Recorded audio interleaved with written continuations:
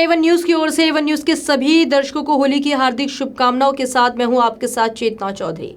और चलिए नजर डालते हैं बड़ी खबरों पर। दिल्ली के विज्ञान भवन में इस्लामिक विरासत पर चर्चा के दौरान प्रधानमंत्री नरेंद्र मोदी ने कहा कि दुनिया भर के मजहब और मत भारत की मिट्टी में पनपे हैं। यहाँ की आबो हवा में उन्होंने जिंदगी पाई सांस से, चाहे वे 2500 साल पहले भगवान बुद्ध हो या पिछली शताब्दी में महात्मा गांधी। अमर और मोहब्बत के पैगाम की खुशबू भारत के चमन से सारी दुनिया में फैली है। मथुरा सहित देश भर में मनाई जा रही है होली। बता दें कि भारत के प्रमुख त्योहारों में से एक है होली, जिसे आमतौर पर लोग रंगों का त्योहार भी कहते हैं। हिंदू पंचांग के मुताबिक फाल्गुन माह में पूर्णिमा के दिन मनाया जाता है। देश के दूसरे त्योहारों की तरह होली को भी बुराई पर अच्छाई की जीत का प्रतीक माना जाता है। कांची कामकोटी पीठ के प्रमुख शंकराचार्य जयेंद्र सरस्वती को आज समाधि दी गई। उनके अंतिम संस्कार में तमिलनाडु के मुख्यमंत्री ई पलानीस्वामी सहित दक्षिण की कई बड़ी हस्तियां शामिल हुई। इसके अलावा केंद्रीय मंत्री सदानंद गौड़ा भी शामिल हुए। बता दें कि बुधवार को निधन के बाद करीब 1 लाख से अधिक लोग उनके अंतिम दर्शन कर चुके हैं। बिहार में राजनीतिक उठापटक अपने चरम पर है। बीजेपी से खफा होकर बिहार के पूर्व मुख्यमंत्री और हिंदुस्तानी अवाम मोर्चा के अध्यक्ष जीतन राम मांझी ने एनडीए का साथ छोड़कर आरजेडी महागठबंधन में शामिल हो गए। अब महागठबंधन को एक बड़ा राजनीतिक झटका लगा है। बिहार कांग्रेस के पूर्व अध्यक्ष अशोक चौधरी की अगुवाई में कांग्रेस के कुल 6 एमएलसी में से 4 एमएलसी ने कांग्रेस का साथ छोड़ दिया। नोटबंदी और जीएसटी की व्यवधानकारी असर से निकलकर भारतीय अर्थव्यवस्था धीरे धीरे उच्च वृद्धि की ओर बढ़ने लगी है। भारत की विकास दर ने चीन को भी पीछे छोड़ दिया। भारत ने मौजूदा वित्त वर्ष की तीसरी तिमाही में जहां 7.2% की विकास दर हासिल की, वहीं चीन की वृद्धि दर 6.8% ही रही। देश की बढ़ती विकास की रफ्तार से पूर्व राष्ट्रपति प्रणब मुखर्जी भी खुश हैं। उन्होंने उम्मीद जताई है कि वित्त वर्ष 2018-19 में भारत 8% की विकास दर हासिल कर सकता है। आईएनएक्स मीडिया मनी लॉन्ड्रिंग मामले में गिरफ्तार पूर्व वित्त मंत्री पी चिदम्बरम के बेटे कार्ति चिदम्बरम से सीबीआई ने पूछताछ के साथ ही उनका मेडिकल चेकअप भी करवाया गया। वहीं दोपहर बाद सीबीआई ने उन्हें अदालत में पेश किया। बता दें कि इससे पहले बुधवार को कार्ति को एक दिन की सीबीआई की हिरासत में भेज दिया गया था।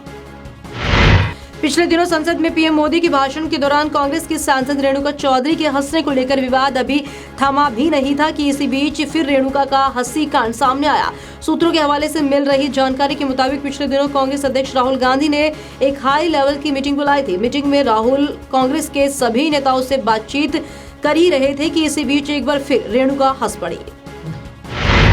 क्षत्रिय राजपूत विकास समिति दिल्ली प्रदेश द्वारा रूपवाटिका उत्तम नगर में होली मंगल मिलन कार्यक्रम का आयोजन किया गया। इसमें निगम पार्षद एवं चेयरमैन मुकेश सूर्यान, प्रदेश भाजपा नेता अशोक ठाकुर, दिल्ली प्रदेश भाजपा मंत्री सत्येंद्र सिंह, पूर्व निगम पार्षद पंकज सिंह, शशि तोमर, निगम पार्षद वीना सबरवाल, भाजपा नेता विनय गौर, मुकेश जादौन, संजय ठाकुर एवं अन्य गणमान्य हस्तियों ने प्रोग्राम में हिस्सा लिया। और क्षत्रिय राजपूत विकास समिति के अध्यक्ष एवं पूर्व निगम पार्षद देशराज राघव ने महानुभावों का स्वागत किया। मुंगावली उपचुनाव में सीएम शिवराज सिंह चौहान और सांसद सिंधिया के मुकाबले के परिणाम आ गए हैं। इसमें कांग्रेस के बृजेंद्र सिंह यादव ने बीजेपी की 22 साहब यादव को 2124 मतों से हराया। 19 राउंड की मतगणना में 10 राउंड में कांग्रेस तो 9 राउंड में बीजेपी को बढ़त मिली। बता दें कि इस उपचुनाव में जहां बीजेपी को 46.67% वोट मिले, तो वहीं कांग्रेस को 48.11% वोट हासिल हुए। भारत ने एंटी टैंक गाइडेड मिसाइल नाग का सफलतापूर्वक परीक्षण किया। परीक्षण से एक बार फिर उसकी क्षमता साबित हुई। रक्षा सूत्रों ने ये जानकारी दी। रक्षा अनुसंधान एवं विकास संगठन ने ATGM नाग को विकसित किया है। यमुना पार के सीमापुरी इलाके में रात बाराती पक्ष की तरफ से की गई हवाई फायरिंग की एक गोली घोड़ी पर बैठे दूल्हे के सिर में जा लगी। गोली लगने से दूल्हा घोड़ी से नीचे गिर गया। उसे जीटीबी अस्पताल में भर्ती कराया गया, जहां कुछ घंटों के बाद उसने दम तोड़ दिया। मृतक की शिनाख्त 21 वर्षीय दीपक कुमार के रूप में हुई है। अमेरिकी कंपनी हर्ली डेविडसन मोटरसाइकिल्स ने अपनी 2 नई बाइक्स को भारत में लॉन्च कर दिया है। इन बाइक्स का नाम सॉफ्टटेल डिलक्स और लो राइडर है। इनकी कीमतें क्रमशः 17.99 लाख रुपए और 12.99 लाख रुपए है।